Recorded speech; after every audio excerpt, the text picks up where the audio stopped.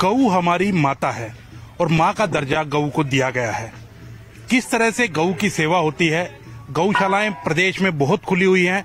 पंचकुला में हम मौजूद हैं, सेक्टर 23 में मौजूद हैं। गौशाला में किस तरह कार्य होता है।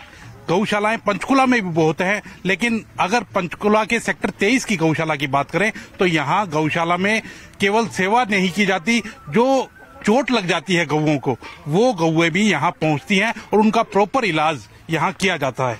आप देख सकते हैं कि आईसीयू वार्ड यहाँ बनाया गया है, प्रॉपर आईसीयू वार्ड बनाया गया है गौओं के लिए।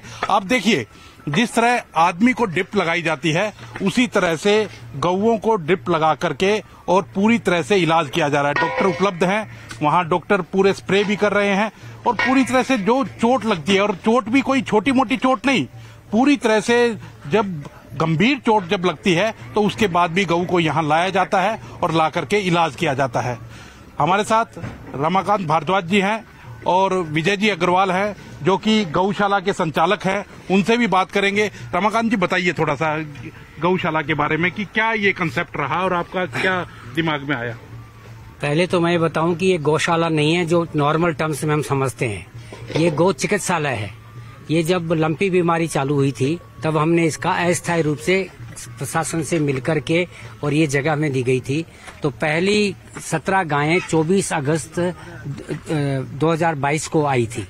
उसके बाद में लंपी हर दिन 40-50 गायें आती थी और वो सारी भगवान की दया से 90% ठीक होकर के और आज स्वस्थ हैं। लेकिन अब जो है गायें आ रही हैं वो सारी एक्सीडेंटल गायें हैं। हमारे जो सुबह प्रथम दिन से जो इस पे सेवा का काम कर रहे हैं, ये संदीप जी और उसकी टीम है।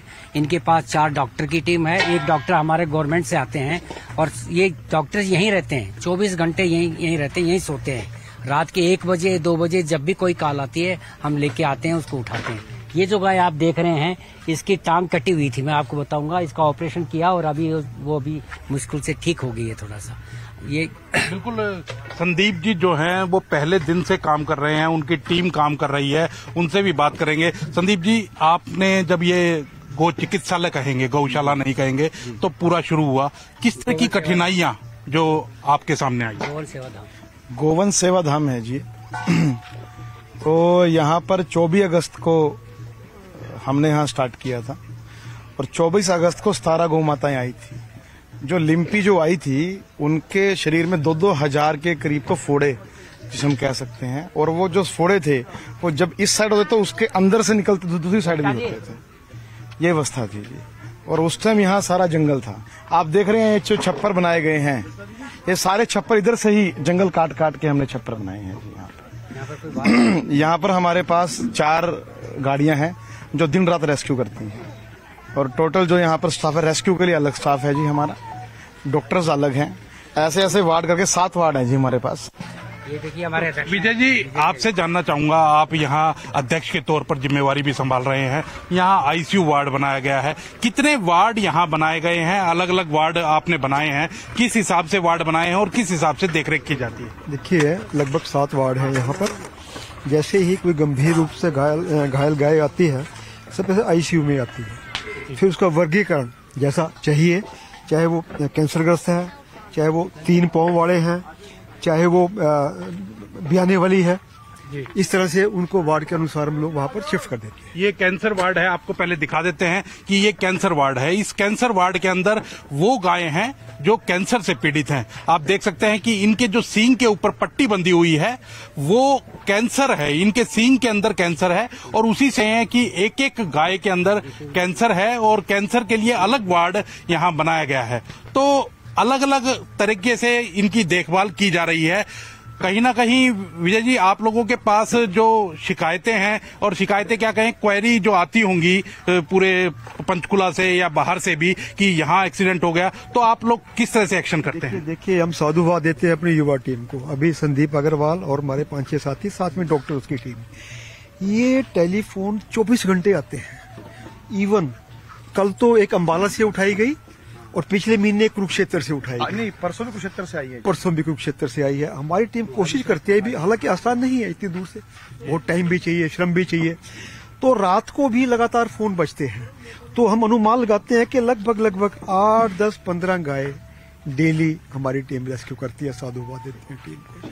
अत्यधिक घायल, ये देखिए कि अत्यधिक घायल जो जिनकी गंभीर स्थिति है, बोर्ड लगाया गया है बाकायदा, और उसी वार्ड के अंदर उन्हीं गौओं को रखा गया है जो अत्यधिक घायल है। ये देखिए डॉक्टर्स पट्टी कर रहे हैं, आप देख सकते हैं कि बाकायदा जिस तरह से हम आम हॉस्पिटल्स में देखते हैं, मानव जाति के लिए देखते हैं कि मानव जाति के लिए हॉस्पिटल्स होते हैं, प्रॉपर दवाइयां जो है, दवाइयां आप देख सकते हैं कि एक एक दवाई है, इंजेक्शन है, जो भी गऊ को देना है वो दिए जा रहे हैं, और जो डॉक्टर्स की टीम है वो पूरी तरह से उपचार कर रही है। डॉक्टर से भी बात करने की कोशिश करेंगे कि उनको किस तरह की समस्या आती है या किस तरह से वो उपचार करते हैं, क्योंकि अभी जो विजय अग्रवाल जी ने भी बताया, अध्यक्ष है यहाँ के, कि उन्होंने बताया कि 24 घंटे यहाँ रहते हैं, डॉक्टर्स की टीम जो है वो 24 घंटे यही रहती है, और रात को अगर 1 बजे भी अगर किसी गऊ को कोई परेशानी आती है तो वो मौजूद रहते हैं। आपसे जानना चाहेंगे डॉक्टर साहब कि किस तरह की परेशानियां आपको भी जूझनी पड़ती होंगी यहाँ, क्योंकि आपको बताया कि 24 घंटे आप यहाँ रहते हैं। यहाँ पे सर बहुत से केसेज आते हैं, क्रिटिकल केसेज आते हैं, जो ऑन रोड केसेज होते हैं।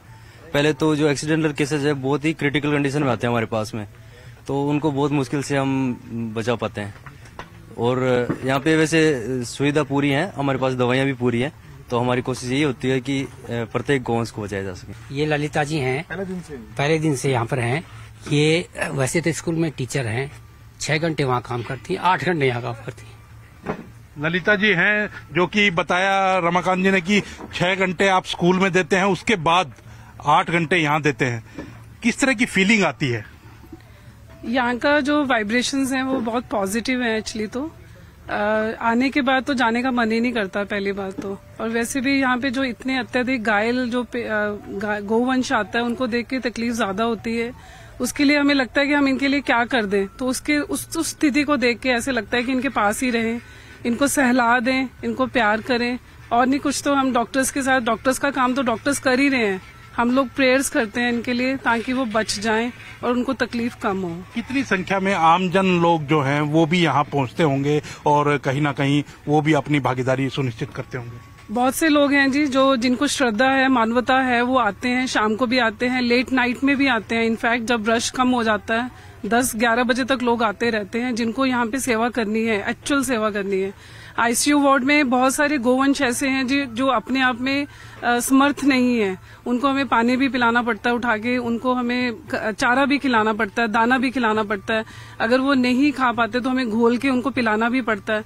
तो ये सब काम के लिए जो हमारे सहायक हैं या जिनको सहायता करने का मन होता है, सेवा करने का मन होता है, वो लेट उसमें आते हैं, 8 से 10 बजे के करीब आते हैं और वो इस चीजों में हमारी हेल्प करते हैं। ये अजय जी हैं। बिल्कुल, अजय जी से भी बात करेंगे, आपको और दिखाते हैं कि गौशाला कोई छोटी गौशाला नहीं है, जगह भी पूरी बड़ी है, और इसके अंदर जिस तरह से बताया कि गौ चिकित्सालय है, और ये जो और गाय इधर दिखाई जा रही हैं, ये जो गऊ हैं ये ठीक हुई गाय हैं। पहले इनके भी कोई ना कोई बीमारी थी, किसी न किसी गंभीर स्थिति से जूझ रही थी, लेकिन अब पूरी तरह से स्वस्थ हैं, इसलिए इनको अलग वार्ड के अंदर शिफ्ट कर दिया गया, अलग जगह रख दिया गया है कि जो बीमार गाय हैं उनसे अलग कर दिया गया है। तो ये भी आप देख सकते हैं कि पूरी तरह से इधर जो है, जो काफी बुजुर्ग हो जाती हैं गौ माता, उनको के लिए अलग वार्ड बनाया गया है कि साफ तौर पर लिखा गया है बुजुर्ग गौ माता, एक बोर्ड लगाया गया है, और इसमें आप देख सकते हैं कि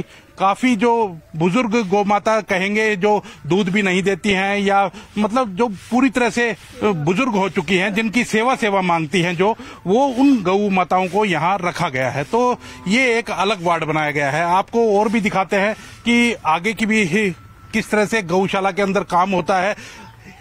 कितने लोगों का स्टाफ है यहाँ रमाकांत जी? ये बताएंगे। यहाँ पर है जी 65 के करीब है जी, यहाँ पे 65 के करीब स्टाफ है। और विजय जी, आपसे ये जानना चाहूंगा कि जिस तरह से अभी सरकार ने गौशालाओं का बजट बढ़ाया है, तो सरकार भी कहीं ना कहीं उस तरफ बढ़ रही है, तो कैसे देखते हैं आप? बजट जो है वो कागजों तक रहता है या धरातल पर उतरता है? देखिए, उम्मीद करते हैं वो पूरी तरह कागजों पर आएगा। बजट भी ढंग का बढ़ाया गया, 40 करोड़ से सीधा 400 करोड़ किया गया। अभी आना शुरू नहीं हुआ, उम्मीद करते हैं आएगा। अगर सरकार ने कोई काम किया है, से 1 पैसा नहीं आया है लेकिन अब उम्मीद है कि गौ सेवा आयोग के जो चेयरमैन हैं श्रीमान स्वर्ण कुमार जी, उन्होंने हमें एश्योरेंस दी है कि वो जल्दी ही इसको रजिस्टर करके और जो गौ सेवा का जो आयोग है, जैसे वो दूसरे गौशाला को देंगे वैसे इसको भी देंगे। अगर किसी को, कोई आम आदमी को कोई गऊ गंभीर स्थिति में मिलती है, किसी को चोट लगी हुई मिलती है, वो कैसे संपर्क कर सकते हैं आप लोगों से? ऐसा है कि हमारे पास 3,500 से ज्यादा परिवार जुड़े हुए हैं और हम अभी आज के दिन में पंचकुला में सब सारे सेक्टर्स में पता है। पंचकुला में नहीं, यहाँ से कालका है, मोहाली है, इधर जीरकपुर है, बरवाला है, वहाँ से फोन आता है इस संदीप के पास। रात के 1 बजे है तो रात के 1 बजे ही जाकर के उसको लेकर के आते हैं और यहाँ सारा करता है। हमें धन्यवाद करना चाहिए पूरे समाज का। पूरा समाज 3,500 परिवार हमें प्रतिदिन कुछ न कुछ यहाँ देके जाते हैं, उनके दया से। अभी कोई गवर्नमेंट का नहीं है, गवर्नमेंट ने ये जगह दी है, उसके लिए हम उसका बहुत बहुत धन्यवाद करते हैं। संदीप जी, पैसे की कहीं ना कहीं दिक्कत रहती है। पैसे की मैं बता रहा हूँ, जैसे एक प्रदीप जी हैं, ये अजय शर्मा जी हैं, ऐसे ही बंदे सारे, ये इंडस्ट्रियलिस्ट हैं बड़े। कोई भी इन्होंने कह रखा है कि कभी भी किसी दिन भी कुछ है तो ग्रुप में अगर डाल देते हैं, दवाई चाहिए, कुछ और चाहिए, चारा चाहिए, उसी दिन मिलता है। मेरा सवाल यही था अजय जी, आपका परिचय भी करवाया कि कहीं ना कहीं जो ऐसे प्रकल्प जो चलाए जाते हैं उनके लिए पैसे की ज्यादा जरूरत होती है, तो पैसे की कोई कमी ना आए उसके लिए कोई सिस्टम बनाया गया है? सर ऐसा है, कमी का तो है कि हम तो अपने आप को भाग्यशाली समझते हैं जो गौ माता ने हमें चुना है। हम कौन होते हैं कुछ भी करने वाले, सब इन्हीं के द्वारा ही दिया गया, वही हम दे रहे हैं।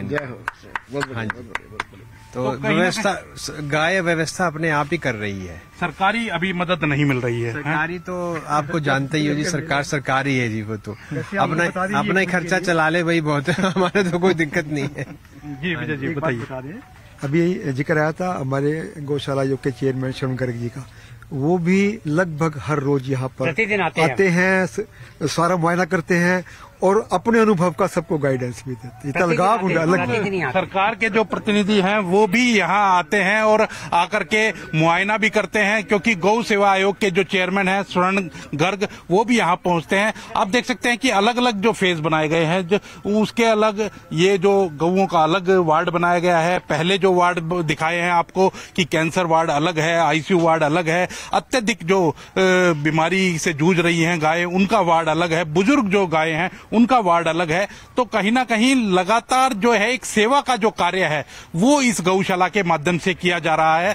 और जो यहाँ और भी कर्मचारी हैं, काम कर रहे हैं, उनसे भी बात करने की कोशिश करेंगे और उनसे भी जानेंगे कि उनको किस तरह की परेशानियां आती हैं, उनको किस तरह का जो बीमारियों से जो गाय जूझ रही है उनसे निपटने में किस तरह की मदद मिलती है, तो उनकी भी कोशिश करेंगे। अभी आपको और गाय दिखाएंगे और अभी उनसे भी बात करेंगे।